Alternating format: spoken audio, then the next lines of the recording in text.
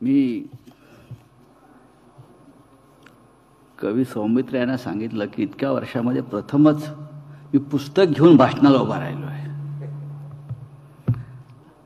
आदरणीय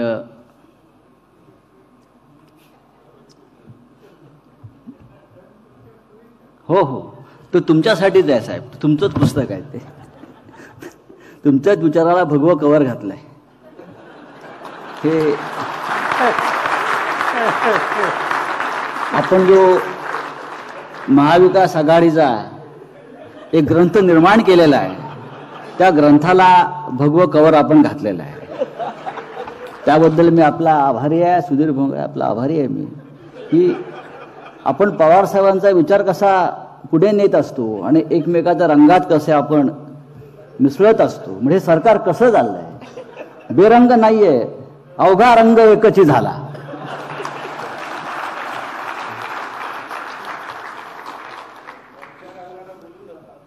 नाही, आम्ही कुठल्या रंगाला भुलत नाही. महाराष्ट्राचा रंग आहे, महाराष्ट्र धर्माचा रंग आहे. आदरणीय या देशाचे नेते, आपल्या सगळ्यांचे मार्गदर्शक शरद पवार साहेब, या व्यासपीठावर उपस्थित असलेले विविध क्षेत्रातील सगळे मान्यवर ज्यांनी माननीय पवार साहेबांच्या भाषणाचं अभिवाचन केलं आणि एक अभिनव कल्पना होती. मुंबईच्या महापौर समोर बसलेल्या आहेत, किशोरीताई पेडणेकर,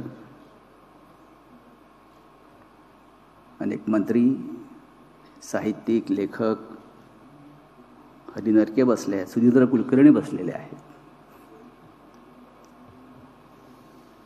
सुधीर भोंगळे यांनी एक ऐतिहासिक काम करून ठेवलेलं आहे पुढल्या पिढीसाठी, आमच्या सगळ्यांसाठी. नेमकची बोलणे आणि उत्तम असं शीर्षक आहे पुस्तकाचं. आणि हे आपण का दिलंय हे सुद्धा त्याच्यामध्ये सांगितलं आहे. निमकची बोलणे हे पुस्तक आपण प्रधानमंत्री मोदी यांना पाठवायला हवं.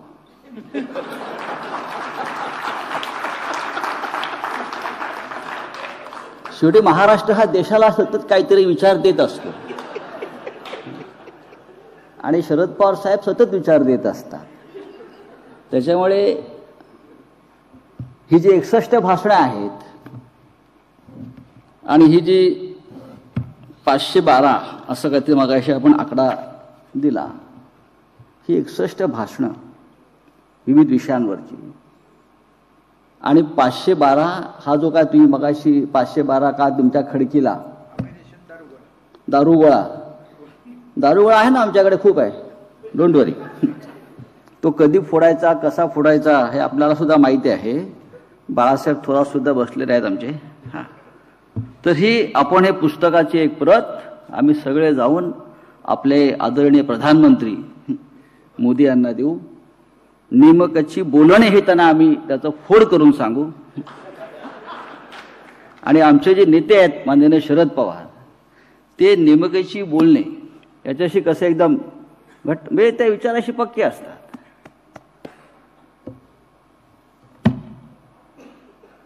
मी प्रथमच पुस्तक हातात घेऊन बोलतो आहे, कारण मी अनेकदा पवार साहेबांना पाहिलं, ते जेव्हा पुस्तकाच्या कार्यक्रमाला येतात एखाद्या प्रकाशनाच्या, तेव्हा ते संपूर्णपणे पुस्तक वाचून येतात. पुस्तकावर लाल अशा त्यांच्या खुणा केलेल्या असतात, छान अशा एका कोपऱ्यात बाजूला.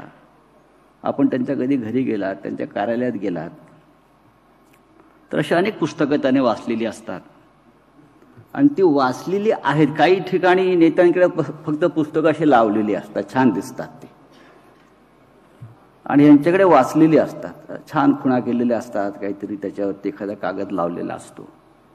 पण हे पुस्तक सुधीर भोंगळे यांनी आम्हाला काल दिलं उशिरा, आणि ते काय संपूर्ण वाचता आलं नाही. पण ती सुद्धा त्यांनी व्यवस्था केली की त्यांनी त्यातली 6 किंवा 7 प्रकरणे ते आम्हाला वाचून दाखवली. त्याच्यामुळे वाचन सुद्धा झालं बरंचसं. बाळासाहेब ठाकरे आमचे शेवटी त्यांना जेव्हा वाचायला येत नव्हतं तेव्हा आम्ही त्यांना वाचून दाखवायचो, पुस्तक वृत्तपत्र वाचून दाखवायचो, आणि त्या ऐकण्यात सुद्धा एक फार चांगली मजा असते. या पुस्तकाचं वैशिष्ट्य काय आहे? रंगनाथ पठारे आपण एक आठवण करून दिलीत मगाशी. समाज माध्यमावर किंवा वृत्तवाहिन्यांवर मी पवारसाहेबांना खुर्ची बसायला दिली दिल्लीत, त्याच्यावरती फार काही लोकांनी टीका टिप्पण्या सुरू केल्या. पण मी पवारसाहेबांना खुर्ची का बसायला दिली हे समजून घ्यायचं असेल तर त्यांनी 61 भाषणं वाचली पाहिजेत.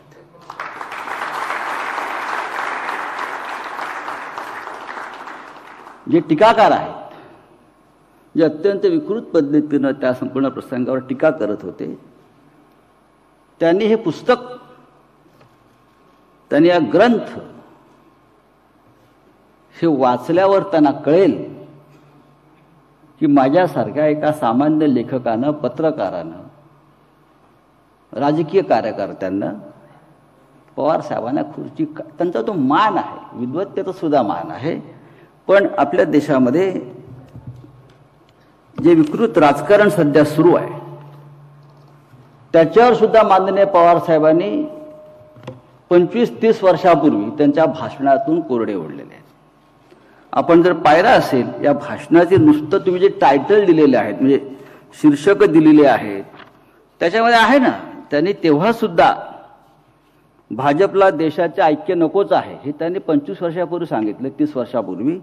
1992 साली आम्हाला 2 वर्षापूर्वी थोडं लक्षात आलं ते. पण त्यांची दूरदृष्टी बघा, ते तेव्हापासून आम्हाला सांगतायत भाजपा देशाचे तुकडे करताय आणि संघाध्यक्ष नावात देणाऱ्यांना नागपुरात लोकांनी वाढू दिले नाही. आता नितीन गडकरी आहेत, आपले संबंध बरे आहेत, जरा साहेब राहू द्या. भाजपा देशाला उलट्या दिशेने नेतोय हे पवार साहेबांनी साधारण 96च्या आसपास सांगितलेलं आहे.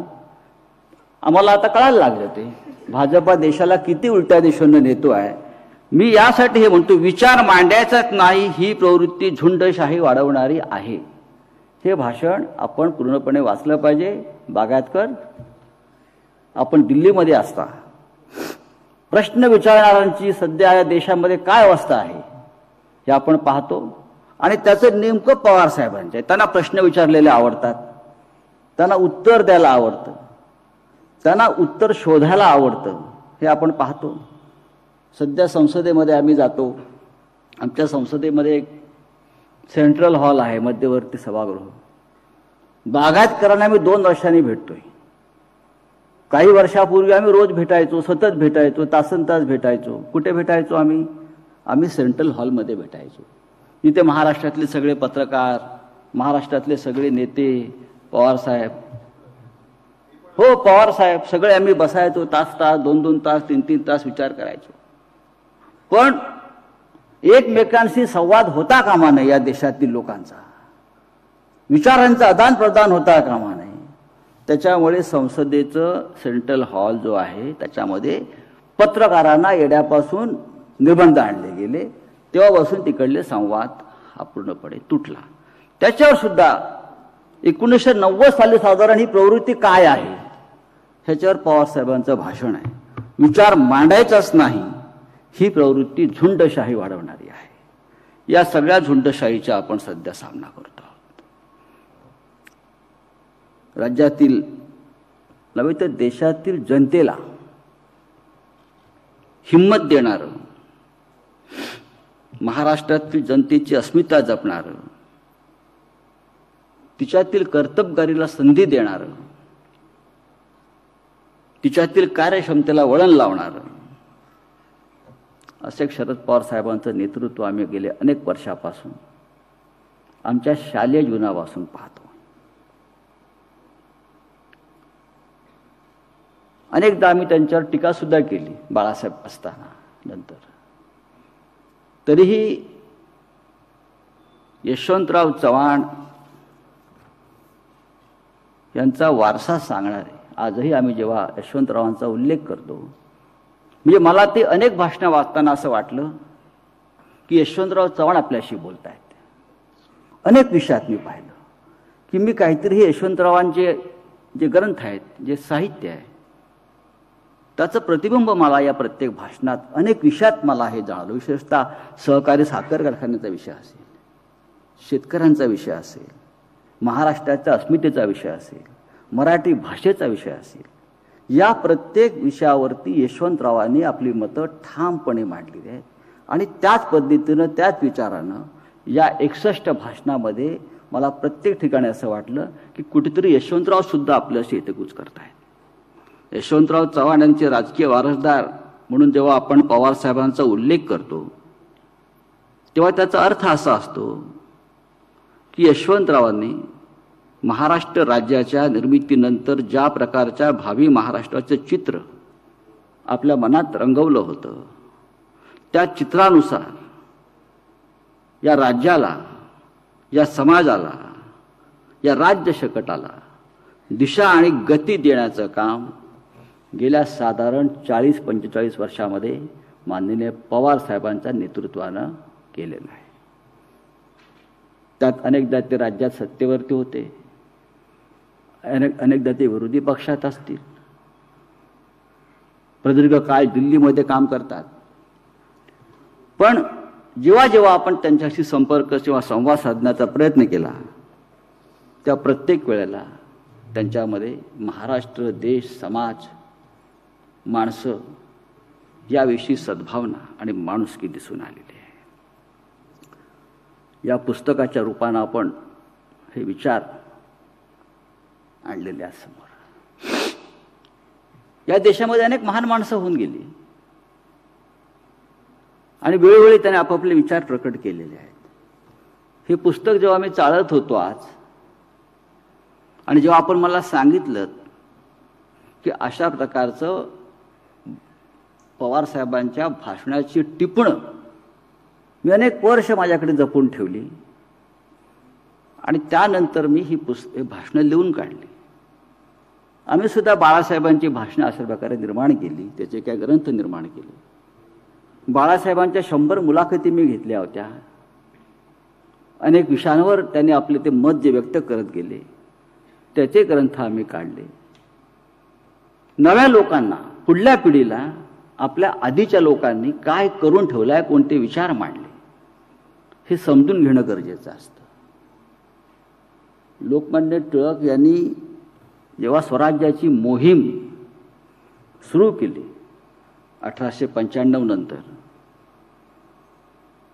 त्यांची टिपणं कोणी केली असतील त्यांच्या भाषणांची, तेव्हा आताच्या सारख्या सुविधा नव्हत्या, टेप करणं, रेकॉर्ड करणं, व्हिडिओ करणं. दादासाहेब खापर्डे त्यांच्याबरोबर असायचे आणि दादासाहेब खापर्ड्याने स्वराज्याची मोहीम या नावानं टिळकांची सगळी भाषणं त्या काळात संपूर्ण महाराष्ट्राच्या कानाकोपऱ्यात आणि महाराष्ट्राच्या बाहेर सुद्धा ही टिपणं केली होती. आणि त्याचं पुस्तक नंतर प्रसिद्ध झालं, स्वराज्याची मोहीम या नावानं. आपण ते जरूर चाळलं पाहिजे ते पुस्तक. मी यासाठी म्हणतो की अशा प्रकारची टिपणं सुद्धा सुधीर फुंगाळ यांनी ठेवली, ही निर्माण केली. मी पाहतो ना, अटलजींची भाषणं आपण पाहिली आहेत, नेहरूंची भाषणं सुद्धा एकत्र केलेली आहेत, महात्मा गांधींची काही भाषणं आपण पाहतो. जगभरातल्या सगळ्या प्रमुख लोकांच्या भाषणांची संकलन आपण करत असतो आणि ते करणं गरजेचं आहे. आणि म्हणून ह्या निमकेची बोलणे ह्याच्यामध्ये फार महत्त्वाचा विषय. बरं, एक लक्षात घ्या, ह्याच्यामध्ये अनेक विचार असे आहेत, त्या विचारामध्ये एक सुसूत्रता आहे. साधारण पवार साहेबांनी 25-30 वर्षापूर्वी मांडलेला जो विचार असेल तो आजही त्यांच्या विचारात फार बदल झालेला नाही. आजही त्यांचे विचार तेच आहेत. फक्त एकदा ते हळूच कुठेतरी बोललेले आहेत भाषणात. मी बघितलं, महाराष्ट्रात जेव्हा सरकार होतं शिवसेना भाजपा युतीचं, तेव्हा ते हळूच बोलले, ते पंतांचं सरकार आहे म्हटले. हे पंतांचं सरकार आहे, पण ते हे ठाकरेंचं सरकार होतं. पण तेव्हा सुद्धा त्या काळामध्ये साधारण मला त्यांचं एक भाषण त्यात पाहिलं मी, मुंबईतल्या जमिनी व्यापाऱ्यांना विकू नका, असा प्रकारचं एक भाषण, आणि अत्यंत ठणकावून सांगितलं की आपल्या जमिनी आहेत, भूमिपुत्रांच्या जमिनी आहेत या मुंबईमध्ये, महाराष्ट्रामध्ये, त्या व्यापाऱ्यांना विकू नका. अगदी तोच विचार 5 किंवा 6 महिन्यापूर्वी मुंबईमध्ये बीडीटी चाळीचं पुनर्निर्माण होत असताना त्या सर्व चाळकरांना नवीन घरं देण्याची एक प्रक्रिया सुरू असताना सुद्धा पवार साहेबांनी नेमका तोच विचार मांडलाय की ह्या जागा, ही तुमची घरं, तुम्ही विकून बाहेर जाऊ नका, मुंबईवरचा मराठी पगडा कमी करू नका. सातत्यानं पवार साहेबांनी मांडलेले विचार आहे आणि त्यात बदल झाला नाही. या बाबतीमध्ये सुद्धा मी एक त्यांना धन्यवाद देतो नेहमी की महाराष्ट्रात, या मुंबईमध्ये किंवा महाराष्ट्रातल्या अनेक भागामध्ये आपली मराठी माणसाची पकड, अस्मिता ही कायम ठेवण्यासाठी सातत्यानं त्यांनी हे काम केलं, विचार मांडलेले आहेत. चिन्मयीच्या प्रश्नाला सुद्धा त्याने चांगलं उत्तर दिलं. यावर सुद्धा त्यांचा भाष्य याच्यामध्ये या पुस्तकात आहे. भाषेसंदर्भात त्यांनी जे विचारात प्रकट केलेले आहेत ते आजचे नाही आहेत की मराठी भाषा टिकली पाहिजे, मराठी भाषेचा अवमान होता कामा नये, मराठी भाषेला प्राधान्य मिळाला पाहिजे, हे सातत्याने ते सांगतायत. सावरकरांचे विचारावर संदर्भात त्यांनी नागपूरच्या भाषणामध्ये काही विचार मांडले. पण माननीय पवार साहेबांनी, मला असं आठवते, बारामतीमध्ये एक सावरकरांवर भाषण केलेलं आहे, वीर सावरकरांवरती. त्याची कुठेतरी जर कोणाकडे नोंद नसेल तर ते यूट्यूबवर सुद्धा तुम्हाला मिळेल. आम्ही तर अनेकदा ऐकलेलं आहे ते सुद्धा भाषण, की या महाराष्ट्रातून निर्माण झालेल्या एका वीर सुपुत्राविषयी थोडेफार मतभेद असतानाही त्याचा सन्मान करणारं भाषण हे माननीय पवारांनी कसं केलं याची सुद्धा नोंद ही व्हायला हवी. आपले जे विरोधक असतात, आपले टीकाकार असतात, त्याची सन्मान करण्याची महाराष्ट्राची परंपरा आहे. त्या परंपरेचे माननीय पवारसाहेब असतील, बाळासाहेब ठाकरे असतील, अनेक लोक, वसंतराव नाईक होते, यशवंतराव, प्रत्येकाने महाराष्ट्रामध्ये आपल्या विरोधकांचा सन्मान केलेला आहे, आदर दिलेला आहे. आणि त्याचं प्रतिबिंब या 61 भाषणांमध्ये मला दिसतं. हे भाषण हा एक विचार यात्रा आहे. हे पुस्तक आपण फार छान काढलेलं आहे. मी आता असं म्हणणार नाही की प्रत्येक ग्रंथालयात हे पुस्तक जायला पाहिजे. ग्रंथालय बंद आहे सध्या, आपल्याला माहिती असेल. आणि मुंबई मराठी ग्रंथसंग्रहालयाचं काम पवार साहेबांच्या लिडरशिप खाली आम्हीच करतोय आणि त्या ग्रंथालयांना परत जीवदान द्यावं यासाठी आम्ही काम करतोय. पण प्रत्येक मराठी माणसाच्या महाराष्ट्रात हे पुस्तक जायला पाहिजे, हे आवर्जून मला सांगावं असं वाटतं. आणि पुस्तक आपण लोकांपर्यंत पोचवाल. त्या पुस्तकाचा दर्जा फार उत्तम आहे, चांगल्या पद्धतीने त्याचे संपादन केलेलं आहे. आपण या कार्यक्रमाला मला बोलवलं, काही विचार मला इथे मांडता आले. मला असं वाटलं की सौमित्र एखादी कविता जाता जाता, मी त्यांच्या कवितांचा फार फॅन आहे, आणि त्यांची जी कविता आहे, मुसळधार पाऊस, काय टकले बरोबर ना, मुसळधार पाऊस खिडकीत उभं राहून पहा, खिडकीत उभी राहून पहा, बघ माझी आठवण येते का. आता आम्हाला 3 पक्षाने एकमेकांची आठवण रोज येते, म्हणून मला ती कविता. हात लांबव, आम्ही तिघांनी हात लांबच केले ते एकमेकांसाठी. हात लांबव तळ हातावर झेल पावसाचं पाणी, इवलस तळ पिऊन टाक, बघ माझी आठवण येते का. बरोबर ना. इतके सगळे साहित्यिक, कवी, लेखक यांनी पवार साहेबांची भाषणं वाचून दाखवली. फार मोठी गोष्ट आहे. मनापासून, आत्मीयतेनं, तळमळीनं. मी सुप्रियाचा सुद्धा आभार मानतो, तिने मला फोन केला. सुधीर फुंगळे आले मगाशी आणि मला काय म्हणाले, मी काल तुम्हाला पुस्तक द्यायला आलो पण तुम्हाला निमंत्रण द्यायला विसरलो. मी हे काय असतं, मी पुस्तक तुम्हाला द्यायला आलो पण निमंत्रण द्यायला विसरलो. मी निमंत्रणाशिवाय यावं अशी जी काही कुटुंब आहेत त्यातलं हे पवारांचं कुटुंब आहे. आणि आम्हाला आदेश ऐकायची सवय आहे. आम्ही किती शिखरावर गेलो तरी आम्हाला आमच्या घरच्यांनी आदेश दिला की आम्ही तो न कुरकुरता पाळतो आणि पोचतो. ही आमची परंपरा आहे.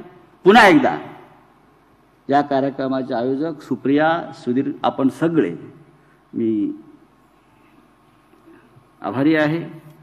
हे पुस्तक नक्कीच महाराष्ट्रातल्या नव्या पिढीला, राजकीय अभ्यासकांना, शैक्षणिक, सामाजिक, साहित्यिक या सगळ्यांसाठी संशोधनाचा एक विषय ठरेल. माननीय पवार साहेबांचा उद्या वाढदिवस आहे. असे असंख्य वाढदिवस साजरे करण्याचा आम्हाला संधी मिळो आणि त्यांनी जे कार्य महाराष्ट्रासाठी करून ठेवले, देशासाठी करून ठेवलं आहे, त्याबद्दल महाराष्ट्र आणि देश त्यांचा सदैव ऋणी आहे.